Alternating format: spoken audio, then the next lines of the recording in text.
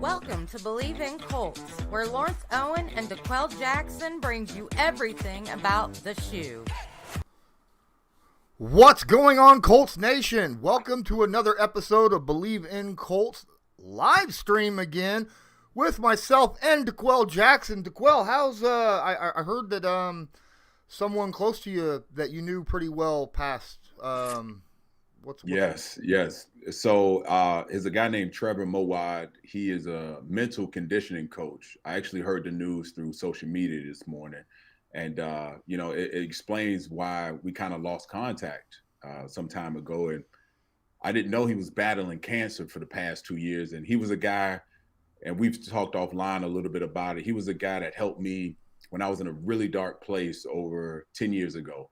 And he basically, kind of retooled my brain into, being the guy that I am today and approaching my career as a professional and just mapping out every detail of my life at that moment. He's helped myself, and he's worked really closely with Nick Saban, Florida State, the head coach here near University of Maryland, Mike Loxley. So he's impacted so many athletes like myself. So I just want to give my condolences to his family because he was a great guy. Trevor Moawad. I have his book here. It takes what it takes. One of his sayings that he lived and died by it. So, it was unfortunate to hear the news, but his legacy will live on for a very long time. Oh yeah, especially with all the people that he's helped. You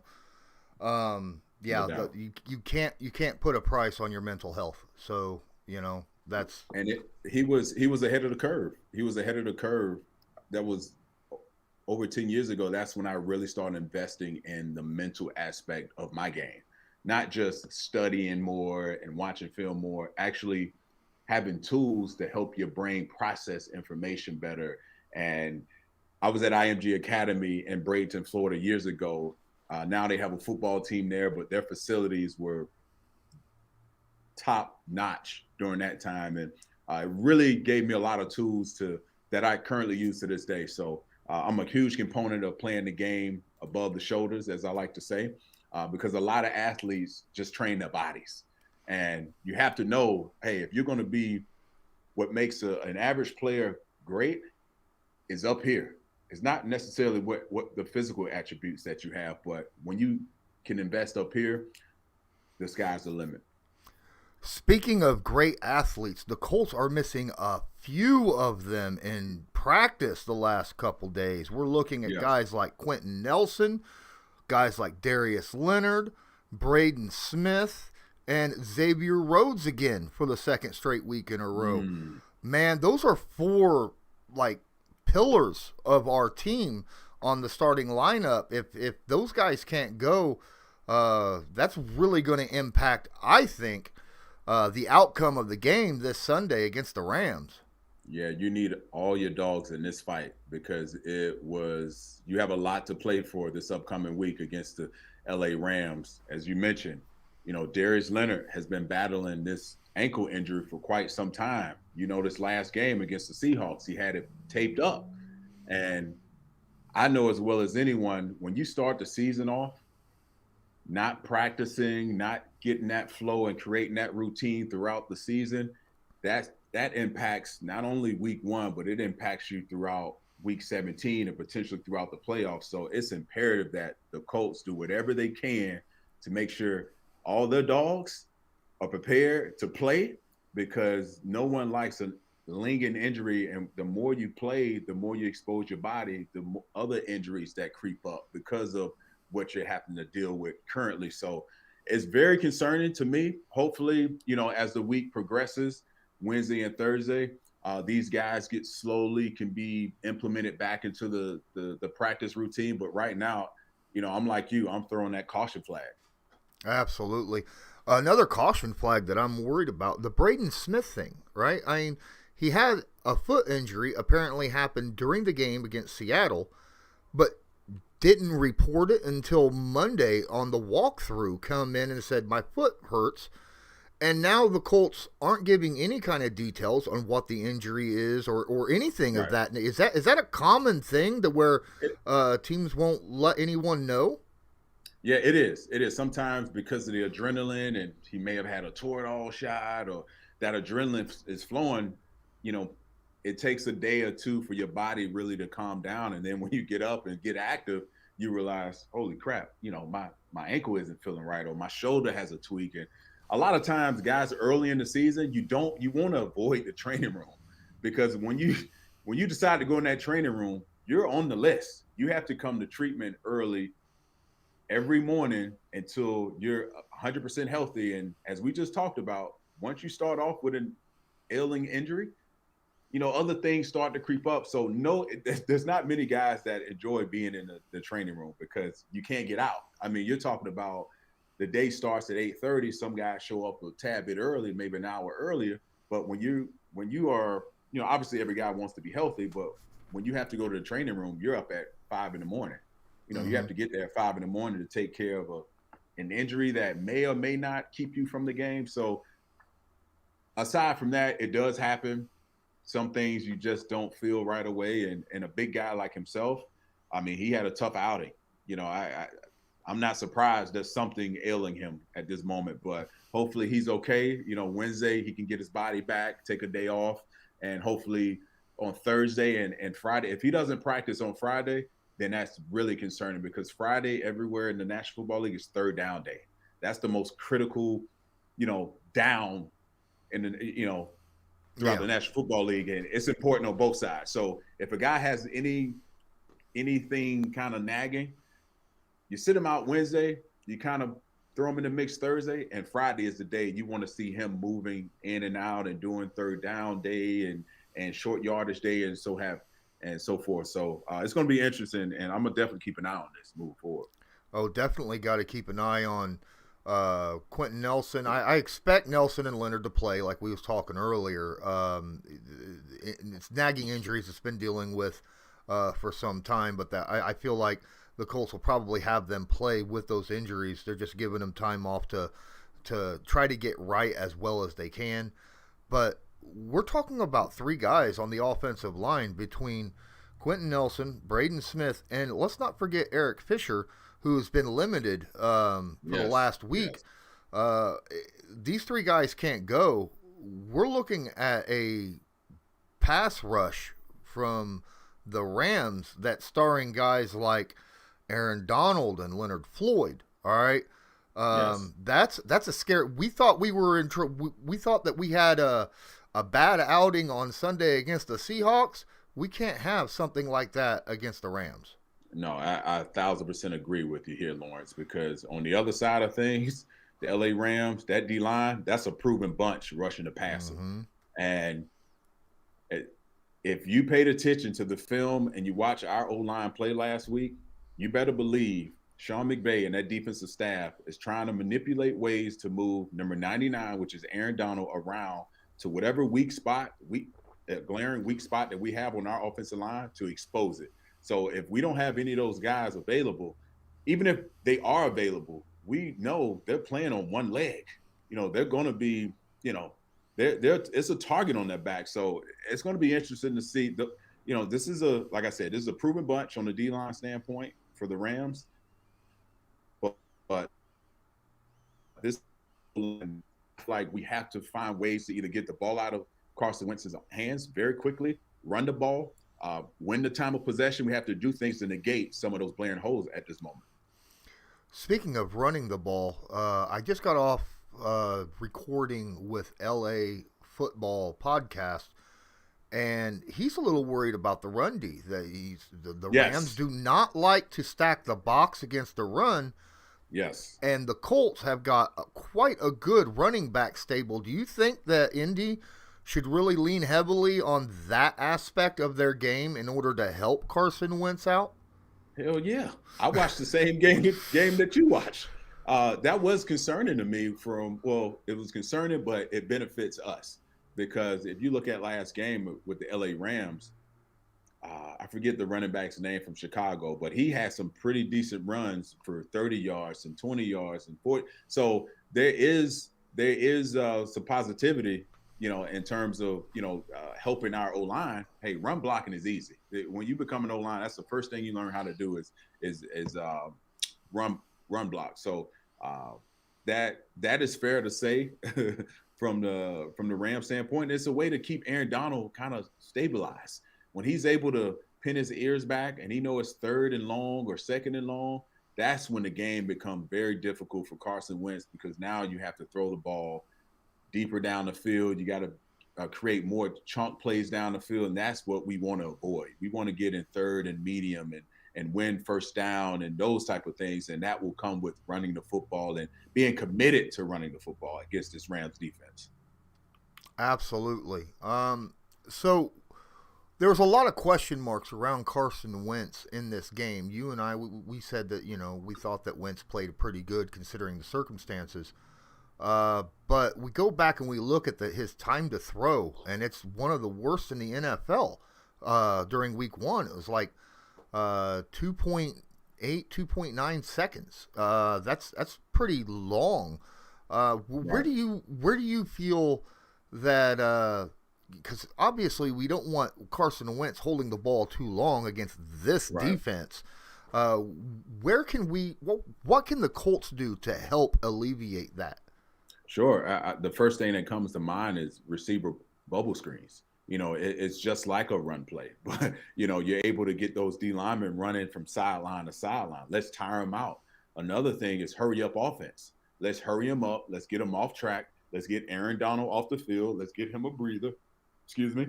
And you have to manipulate the game somehow, some way. You can't just think we're going to line up, give the defensive coordinator time to look at his play sheet, look at the play clock, look at the down and distance, and be able to call a really thought out game. You have to speed up everything, and that speeds up even on the defensive standpoint for the Rams. It speeds up their checks and what they're doing. So now you create holes and what have you. But to answer your question directly, I think we have to throw bubble screens. I know we threw a lot of screens last week because of the O-line situation. You have to somehow get creative, some trick plays.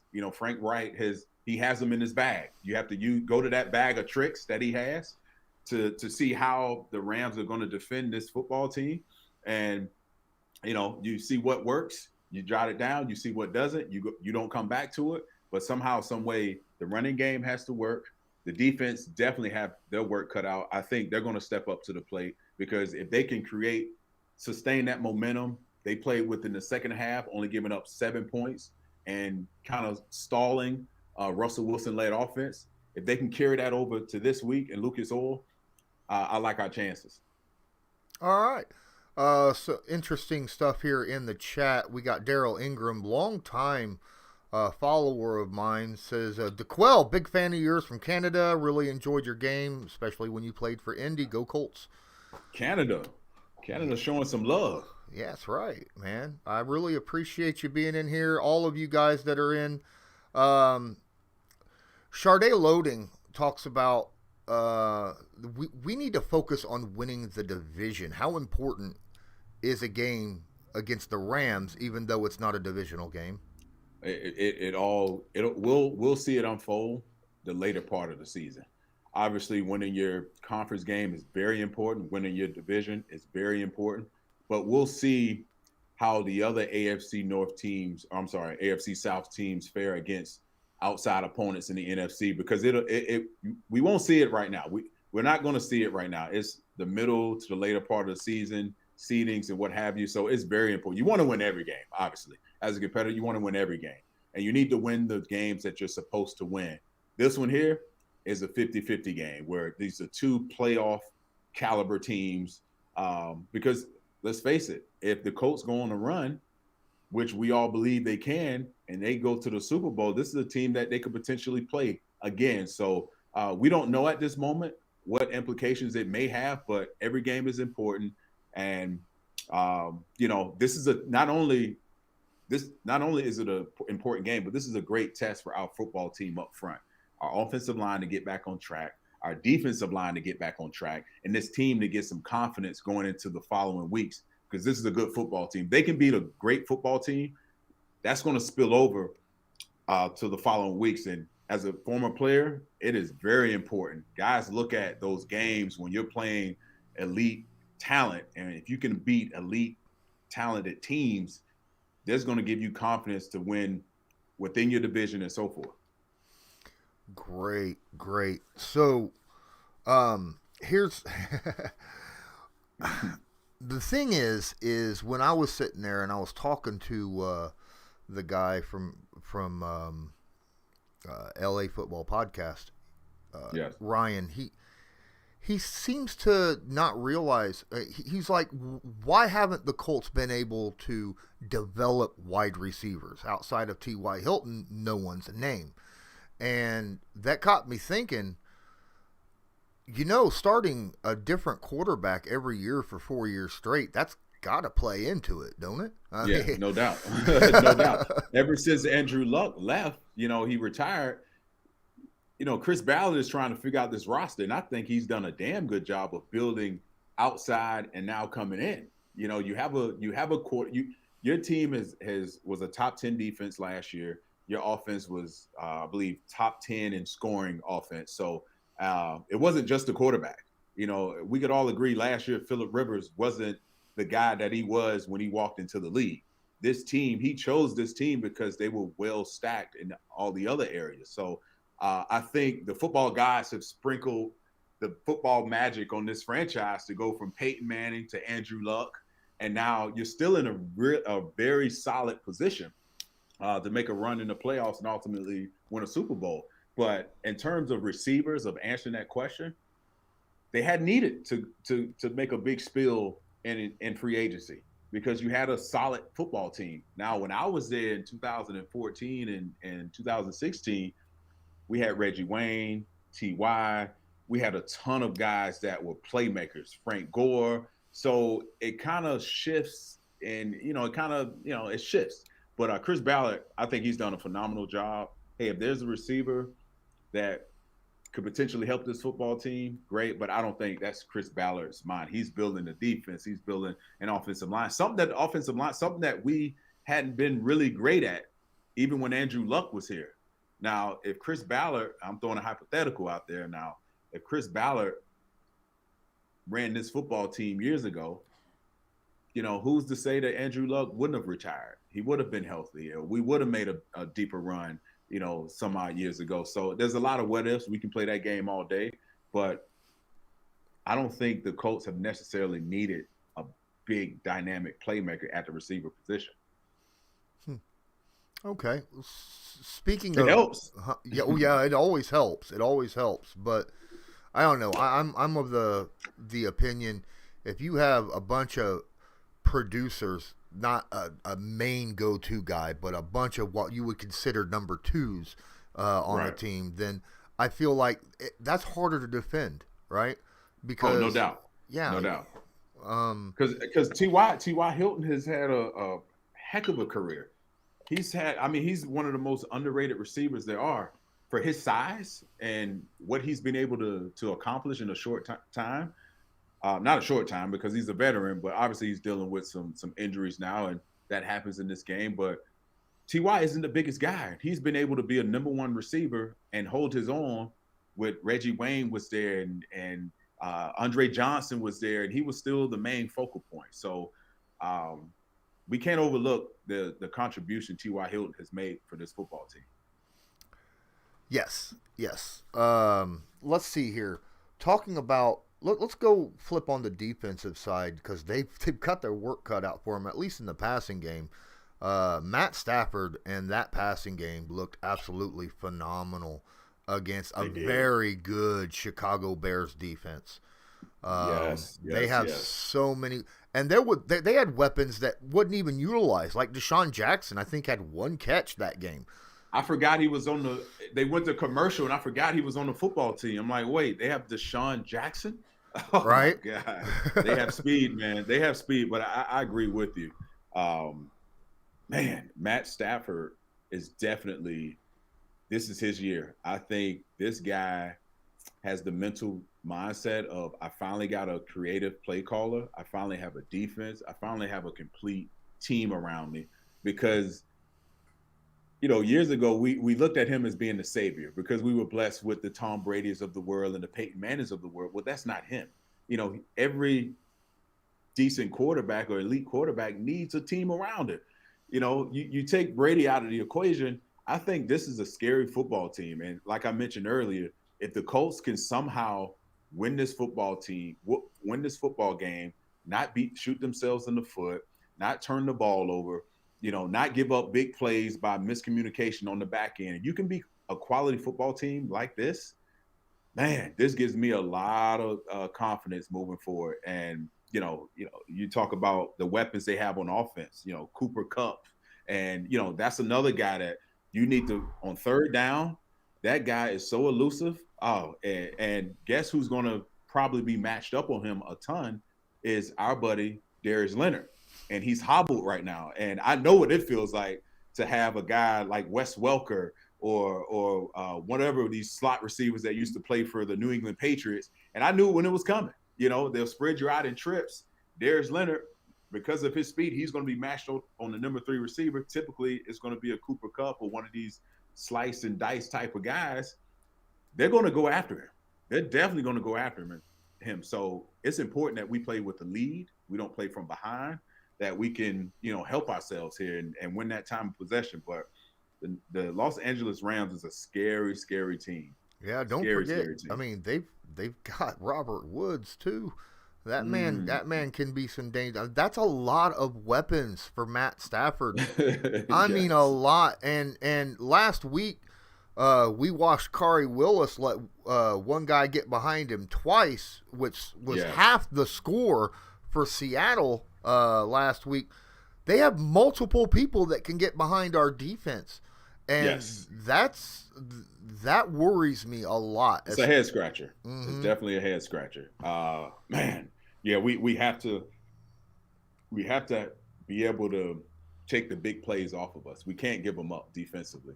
It's going to be tough from an offensive standpoint to chuck the ball down the field because you have a guy like Jalen Ramsey who don't even throw his way, don't even look his way.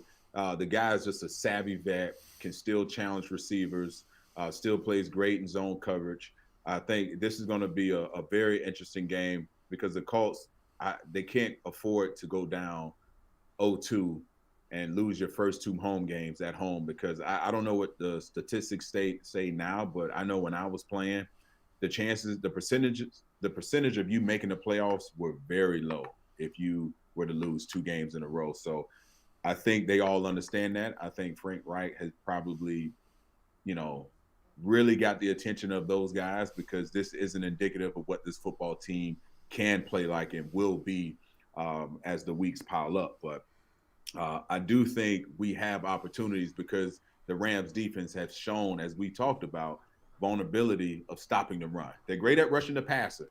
They're great at defending the pass. But in terms of defending the run, I think we have an area where we can gain some good points and some good yardage off of that. Jason David brings up something, news that just came out, I think it was yesterday. The Colts' 5th round pick, Sean Davis, was released from the practice squad. That's interesting. So it's basically wasted a 5th round pick this year. Wow. Wow. That's a head scratcher. That's odd. He made the team. Mm-hmm. He was on practice squad. And we clearly had communication issues on the back end last week. And to give up, to release a guy who knows the system that could potentially come in and, help you. I don't know. I don't know about that. Maybe there was something internally that went on that they aren't disclosing because that isn't that's rare. That your draft pick as a GM, you've done your due diligence all year. You've chosen the best guy you possibly can. In the 5th round, you find gems. And maybe there was something that went on internally to get him booted off this football team. Yeah. That's very interesting. A 5th round rookie being released is just not something you see every day. He'd had to have played terrible, and I don't think he played that terrible. What I'm thinking is you're probably right. It probably has something to do with him as a person, something happened. Yes, something definitely probably happened here because you just don't. That doesn't happen unless what changed from last week to this week. Granted, no one played well last week, so yeah, that's interesting. We got to keep our eyes on that later in the week and see if we can figure out, what happened with that. That is very interesting because our secondary needs all the help they could possibly get. Because with all these injuries mounting up, early on in the season, you don't want that. Not right now. Nope. We haven't even made it to a bye week. We haven't made it to the first quarter of the season. So this is whew. I'll tell you what, our playmakers, the DeForest Buckner, Darius Leonard, Xavier Rhodes, these guys, I'll even say Jack Doyle, these guys who are the playmakers, who are the veterans and the leaders on this football team. This is the moment where they have to rise to the top. This is why you're being paid. This is why you are who you are for these moments where, granted, it's only one game. I'm not, losing my mind here, but those are the guys that have to be able to be the playmakers and galvanize this team by your play and your actions on the football field. Absolutely. Hey, guys, if you're watching this right now, please smash that like button, hit subscribe if you're not subscribed, tag that notification bell if you're listening to this later on whatever podcast platform you listen to. Please don't forget to download and share it as well. I'd really, really appreciate it. It'd help us out a ton.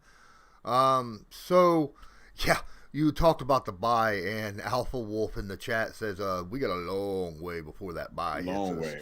Man, like, man, I can't imagine playing 17 weeks. 16 weeks was a lot, man. Man.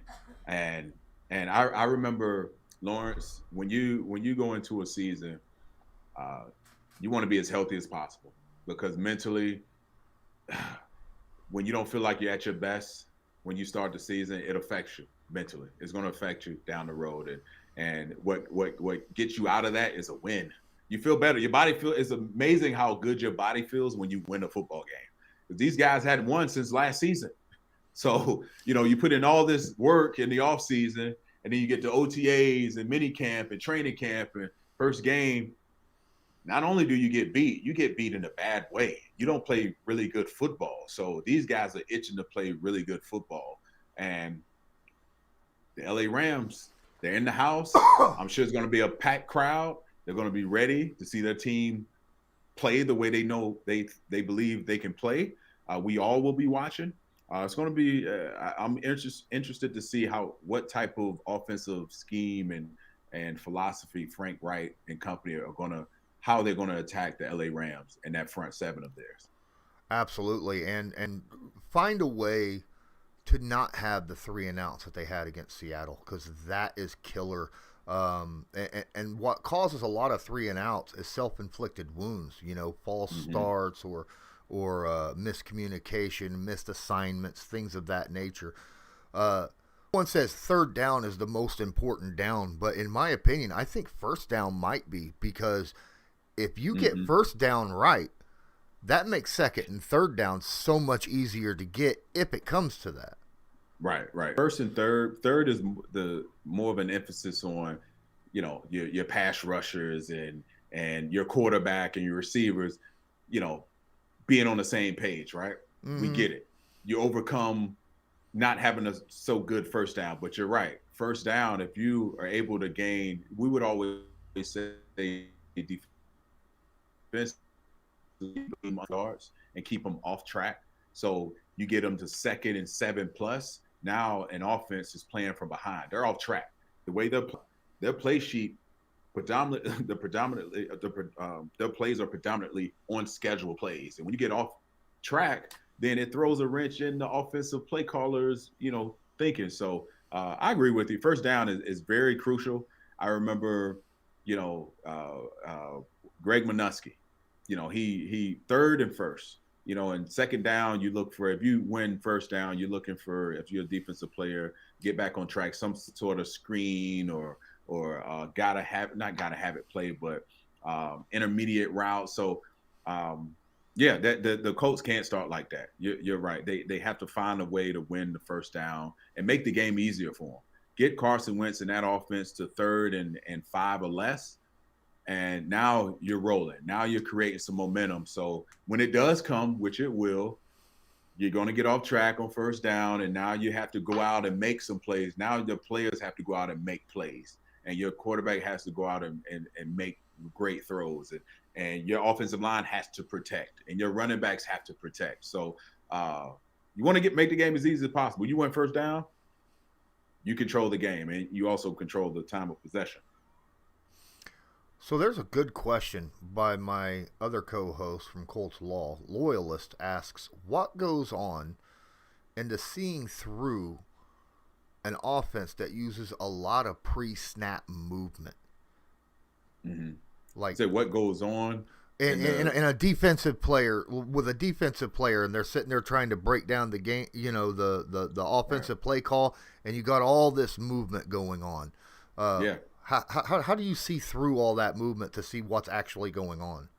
Yeah, the way I dealt with it, you have to every offense is going to lie to you, right? There's not many offenses that's going to come out and show you their formation and stay in that formation and play ball, because guys like myself and veteran guys, you start to pick up tendencies throughout the game. Whatever you've learned, whatever you've studied, walking into that game, now there's in-game adjustments. And the way I used to deal with it, I would anticipate if a team comes out in motion, I look at the guys who can create a new formation, the guys off the ball. If there's slot over here, I'm looking at the slot receiver.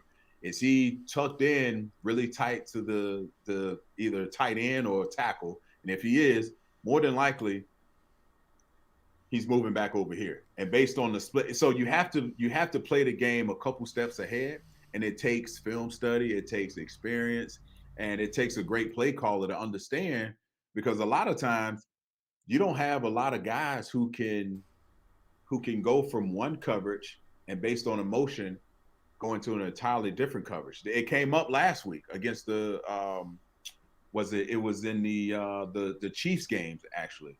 They had this set where they have three receivers here, receiver backside, and the running back motions to create an empty set. Well, the Browns had a blitz on, and as a linebacker, I saw it coming. The guy pretty much ran in motion. He ran up route, and the inside linebacker blitzed, and Travis Kelce was right over the ball for an easy 5-yard gain. So not everyone is able to do it. If you have a great play caller, you have a great, when I say play caller, a great signal caller, I should say, linebacker who can get your guys in and out of adjustments, it makes everyone else feel a lot more comfortable, because a lot of guys, you have to communicate. And it showed up last week. A guy running scot-free down the field, you give up a big, a touchdown before the half, 2nd and 20, it can't happen. It can happen, and it's because of that. Now, I don't remember the particular play, if anyone motioned, which I highly doubt it, but those are the things that offensive coaches try to create confusion on the defensive end with all the motion, and we call it window dressing. Yeah. So there was an interesting question, but I'm gonna bring it up myself. Something different, because you did play linebacker, and you did watch the game against Seattle, and I'm sure you watched a sideline pass to the tight end Disley for Seattle, and Bobby Okereke comes streaming down and just get crumbled at the tight end's feet, right? And what went through your mind when you saw that play unfold before you? It's like, thank God he has another week, because it's week 1, so everyone's getting the rust out. So I took it as that. I was like, okay, you got to play better than this, because when film study, everyone's gonna look at him like, man, what the heck are you doing? So it happens. It happens. That's the realness of being in the NFL locker room. Everyone sees it. If you have an embarrassing play, you better believe everyone on the defense is going to see it. But it was, thank goodness it's week 1. Hopefully he'll come out and play a lot better against the LA Rams, because that's the way it goes, man. That's the way it goes, Lawrence. You put a bad play out there, it's like, man, I can't wait to put to strap up and show what I could do, and not have that be the last image of me on the field. When something like that does happen, do those players get picked on a lot during the week? Absolutely. Absolutely. Absolutely. That's one area I do miss about the NFL locker room is you got to be thick-skinned, man. You got to be willing to take a joke. And when something like that happens, I hate to talk about myself, but I'll say this. When you brought that up, I go to two things. There's a Sports Illustrated years ago when I was playing for the Browns. We were playing Minnesota, and the guy by the name of Adrian Peterson had a career day against us. And just so happened, I forget the offensive lineman's name, but you pick up the Sports Illustrated, you'll see Adrian Peterson, running through. He broke through the second wave of our, linebackers or whatever. And you see a Browns helmet on the ground with a thick patch of grass in his helmet. And he's wearing this helmet here. And it was me. So, I still, oh my gosh. Like, can you imagine? It was on Sports Illustrated. Wow. There was Sports Illustrated magazines probably posted. I mean, it was, you got to be thick-skinned, man. And you have to make sure you have more good plays than bad plays, or else you won't have a job. And the other instance is Steven Jackson. When he played for the St. Louis, it was the St. Louis Rams at the time. Yeah. We all know he had a great stiff arm. And this guy was as big, if not bigger than I was. And he stiff-armed me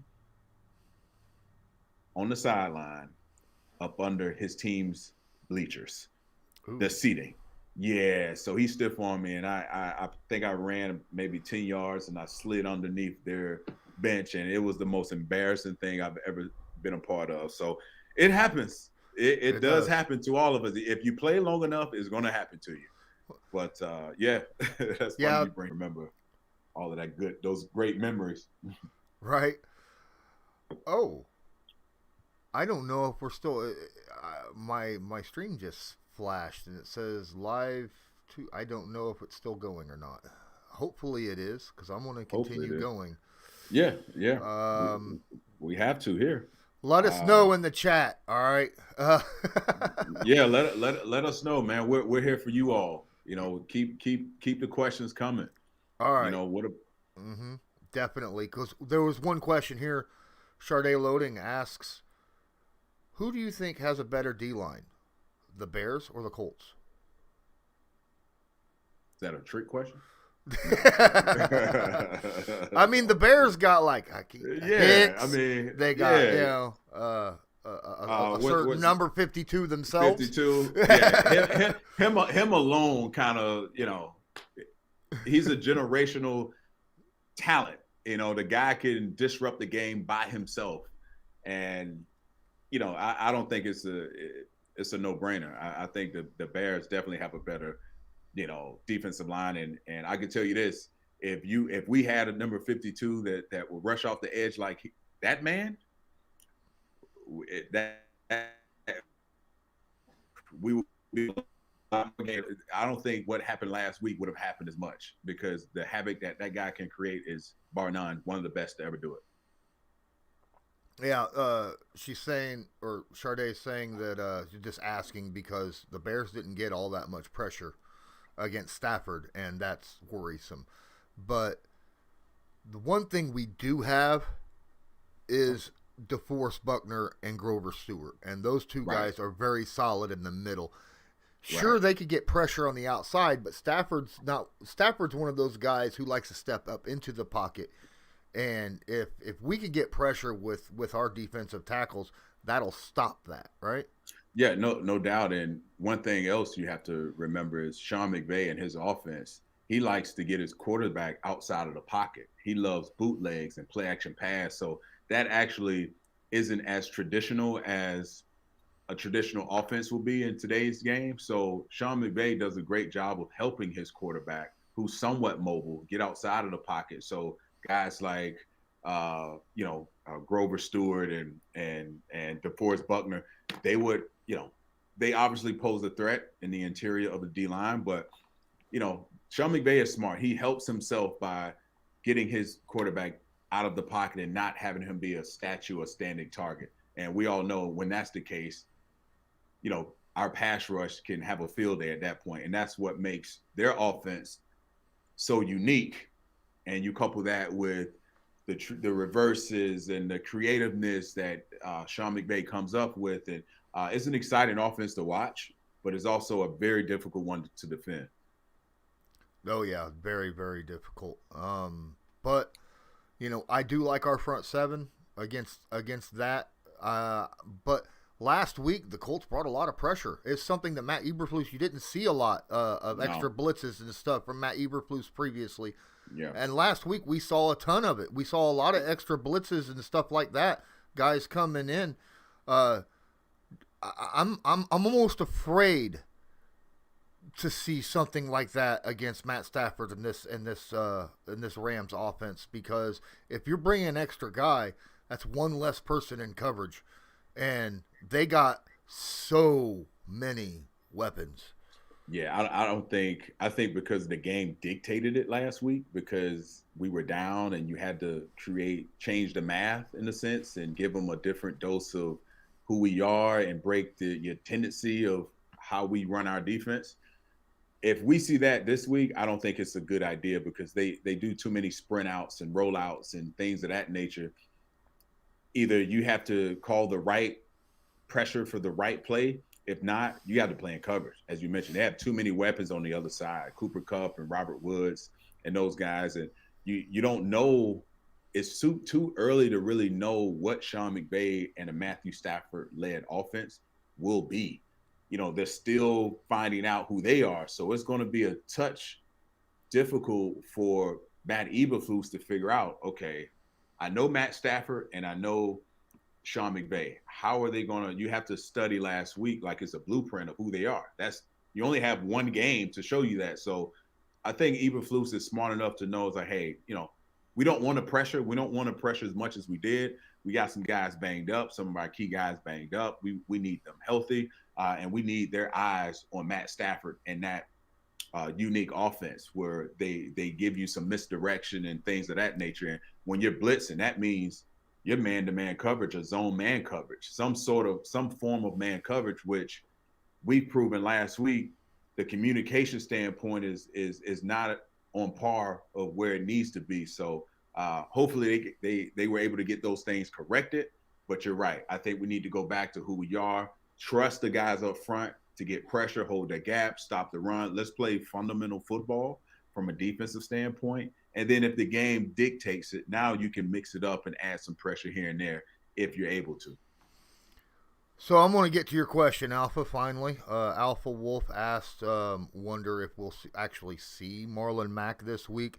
And I actually believe we probably will. I think the game dictated that we did not see Marlon Mack last week because Seattle liked to use a lot of people in the box. And the offensive line was just not getting very much push. And Marlon Mack is that guy who he uses the offensive line. He directs the blocks and finds the opening, uses patience. The Rams, we already talked about, don't bring extra guys very often into the box. I think that'll open it up a little bit more for Mack, and I think his game would probably be more effective in this kind of a situation than some of the other running backs. What do you think? Yeah, I think you have to test it. You have to try. I mean, I think we have three really, really good running backs. Nyheim Hines has been very good. And you add Marlon Mack. If that's the case, you have to test it. You have to be – not only do you have to test it, you have to be committed to it. If you stay committed to it and you get Aaron Donald bored with just playing run, all great pass rushers get bored just playing the run. And like we talked about earlier, you spread them out. You throw little hitches and bubble screens to your receiver. You get those guys going from that three-point stance to the sideline. Tire them out. Speed up the game. But I do think Marlon Mack, if Marlon Mack has a chance to play, I think you use it. Yeah, I think he's itching. You need to use all the healthy people and the available players that you have that are playmakers for your football team. Absolutely. Especially in a situation like this, find somebody that works and then ride the horse. That's the way I see it, man. Yes, man. You have to. You have to find a way to. And I'm trying to think about ways to help our O-line, and I think that does it. You you're upfront with them. You tell them, hey, this is what we're going to be committed to. I've seen it in the past. We're going to run the freaking football. We're going to run this, that, and the other.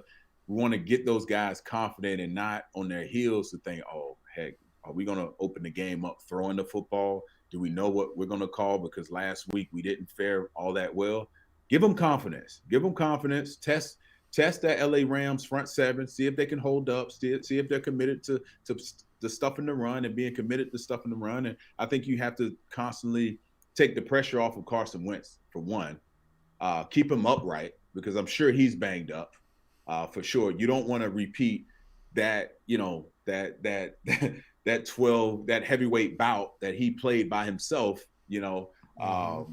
So I think we got a good chance here. I think if they can do those things, I think offensively we can be productive. I have one more question before we end this, and it's something that just came up to my mind. When you're dealing with an offense like the Rams, who is just they have so many weapons and a veteran quarterback like Matt Stafford, is it better to try to disguise a defense, what the defense is doing, or play base like yourself, whatever it is, and just try to be fundamentally sound? Yeah, you're definitely, based on their personnel, whether it's, I think they're going to run a lot of little people personnel, like 11 personnel, 12 personnel. Mm-hmm. So that's going to dictate alone of playing like a sub defense. You're probably going to have one linebacker and a safety in the box. So I think it all depends on how the game plays out. But again, disguise has to be your number one priority from training camp, from OTAs and mini camp. You have to be able to disguise your coverage, because a guy like Matthew Stafford, you're not going to fool him. He's seen every look. And the longer you can hold your disguise, whether you're a safety in the box and you have deep third, you have to hold your disguise as much as possible. But I don't think our secondary is there just yet. I've yet to see it. Last week, line up and play.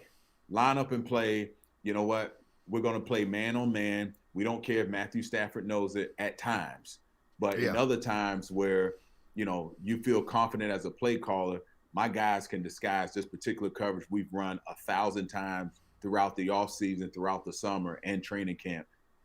I think you have to simplify the game plan, and you have to be able to trust that your guys can execute the plays that you call and not get too cute and not get too creative.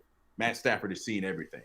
And you talk about such a dynamic offense, I think that plays a huge part, because they have too many playmakers. And you have to be able to reroute guys. We haven't talked much about that from a nickel standpoint, or you're a strong linebacker or a linebacker. You have to be able to disrupt their timing. They're all about timing. That offense is timing.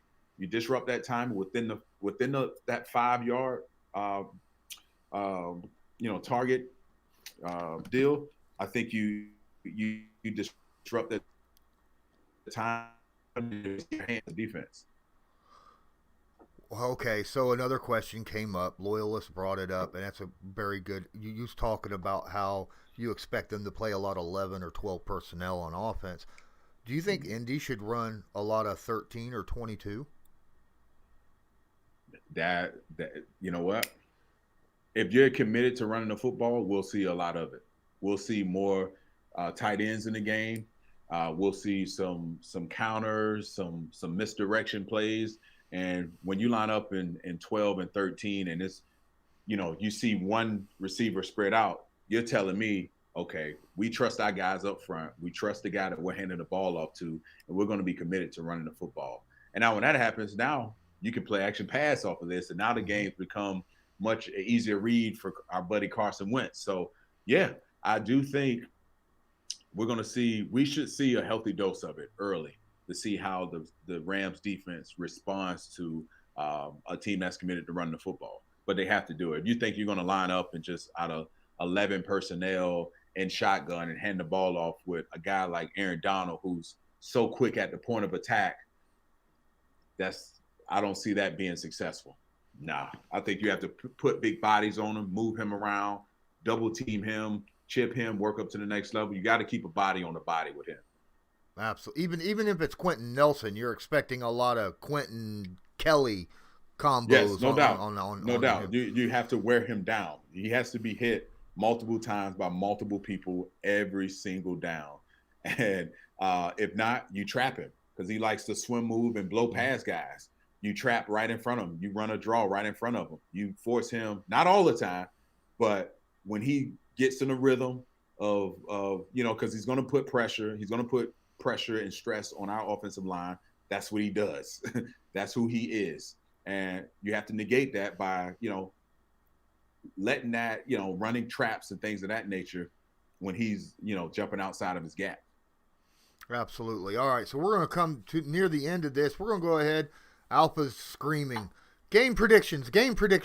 So I'll give mine first on this game. Honestly, I feel like the Colts have a shot, but the problem is, from what I saw against Seattle, what I saw week 1 from both teams, and then plus what I'm seeing on the injury report, it worries me, it's worrisome. And this, in my opinion, might be the toughest game of the year for Indy.